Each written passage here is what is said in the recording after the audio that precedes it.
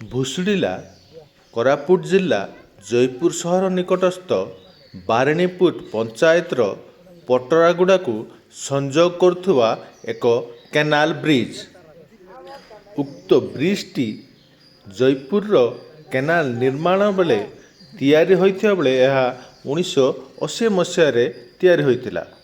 ତେବେ ବର୍ତ୍ତମାନ ଏହି କେନାଲର ଏହି ବ୍ରିଜ ଜୟପୁରର ବାରେଣୀପୁରର ନୂଆଗୁଡ଼ା ଠାରୁ ପଟରାଗୁଡ଼ାକୁ ସଂଯୋଗ କରୁଥିବା ବେଳେ ଏବେ ଯାତ୍ରୀ ହଇରାଣ ହେବା ପାଇଁ ବାଧ୍ୟ ହେବେ।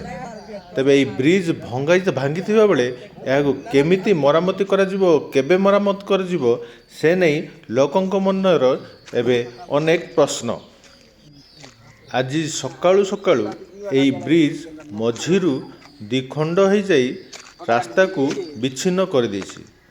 ତେବେ ଆଗକୁ ଦେଖିବାକୁ ରହିଲା ଏହି ବ୍ରିଜ ଆଗକୁ କିଭଳି ମରାମତି ହେଉଛି ଓ ଏହି ଦୁଇ ଗାଁକୁ ସଂଯୋଗ କିପରି କରାଯାଉଛି। ଅଡ୍ରା ନ୍ୟୁଜ୍ ଜୟପୁର।